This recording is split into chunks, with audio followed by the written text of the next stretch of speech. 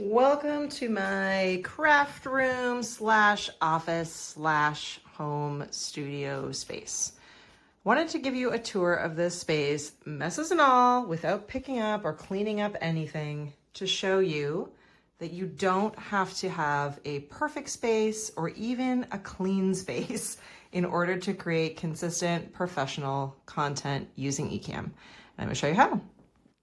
Okay, here I am from behind the camera on the other side of that video tour. I literally took that first video seconds before sliding into the seat, turning on the camera, and welcoming you into this video in which we're going to talk all about studios. And I wanted to keep it a little bit raw and a little bit messy so that hopefully I can get inside your head and let you know that none of this has to be perfect in order for you to be successful. What you need to do is really understand the content that you're creating, the space that you have, and the tools that are available to you. If you can understand those three different things, you're going to be successful. What we're trying to do here is create a space that's inviting enough that it's really easy for you to come in, sit down, turn it on, and go. Because video creation, whether you're live streaming, multi-streaming, recording videos, doing presentations or webinars or Zoom calls, it can be a lot. And there's a lot of different things that are going into it, including what you're going to say, what you're wearing, the production quality of all of it. So we want to make our studio spaces feel really comfy and really safe and ready to go. So I want to share a couple of things with you. All right. So as I said before, what we're going to want to do is think about what you're actually using your space for. So are you podcasting regularly? Are you recording videos? Are you doing a lot of presentations and webinars and workshops that have, huge audiences? Think through what those things are that you're doing on a recurring basis and what are the pieces of equipment and tech that you need in order to be successful. And then simplify everything. The biggest thing that happened to me over the last couple of years was realizing that I had too much tech in this space and that I didn't really understand how all of it worked. And so when I needed to sit down and record something or go live, it caused a whole bunch of unnecessary stress. And if anything went wrong, I didn't know how to solve it.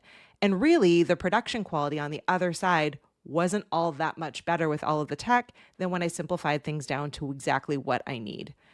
And that brings me into my third point. Learn the tech and learn it really, really well.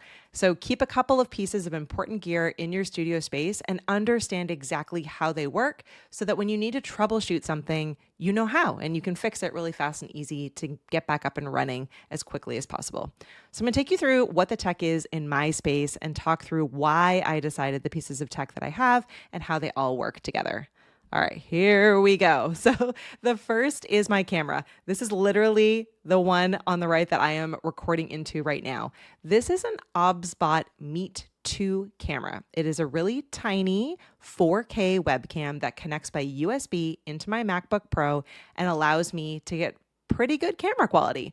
So I'm able to immediately sit down in my space. It's plugged right into my computer and I'm ready to go. Ecamm picks it up, good to go. This was a really big decision for me because prior to having this camera, I had a mirrorless camera in this space and it was sitting on a tripod. It was a really expensive camera. It had a whole bunch of settings that I didn't fully understand.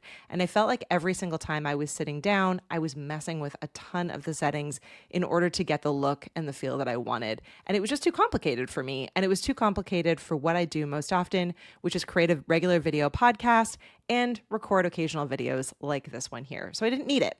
So I simplified down to this OBSBOT Meet 2 camera, and it has made all of the difference.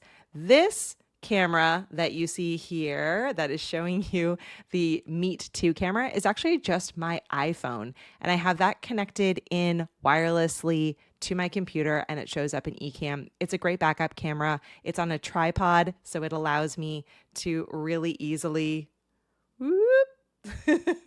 to really easily be able to record video, and it's a nice extra.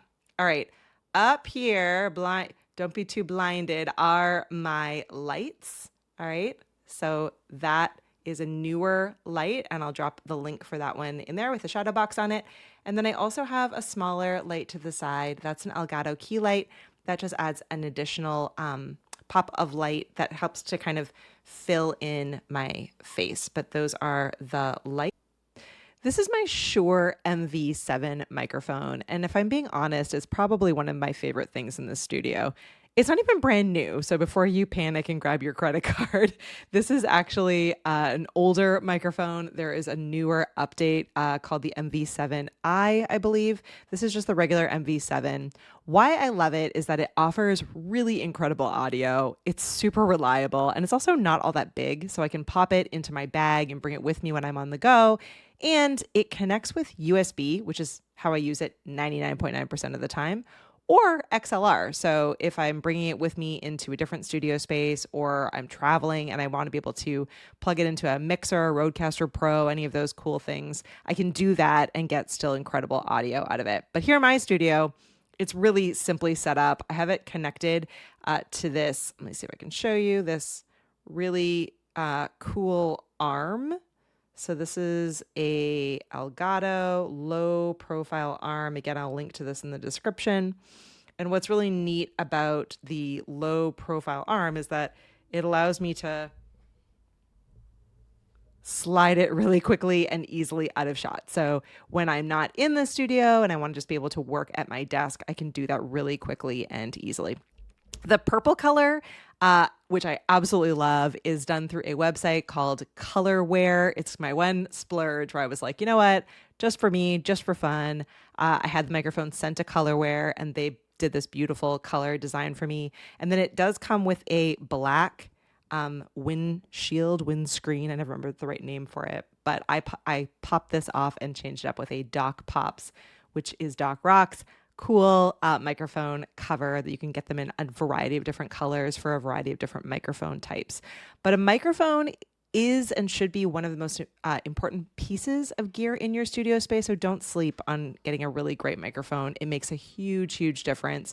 If you're going to spend any money in your space, this is where you should start and then build out everything else around it, because bad audio is forever. So not a lot in this space, really. I have 2 lights, this camera that you're looking at, a microphone with an arm, my MacBook Pro, and I have this stand that you can see that has my ability for me to use my phone as a camera and show you this different space or create an overhead look. And that's it. That's all that's in this space.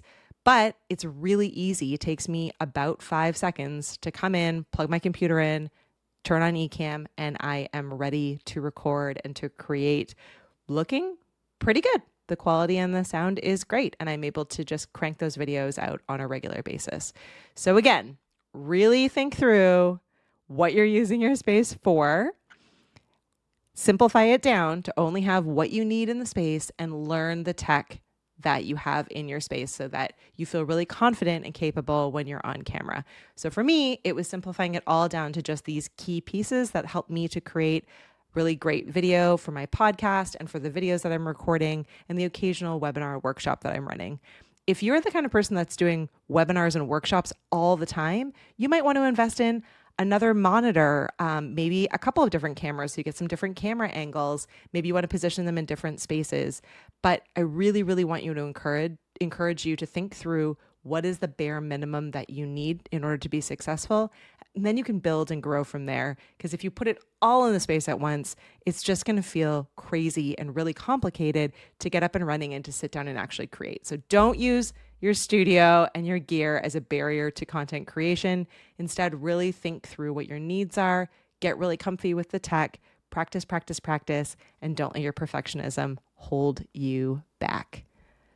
What's in your studio space? Drop me a comment below and let me know what you're using to create or what you've been thinking about. I'd love to see what your studio setups look like and how you're using them effectively to create content.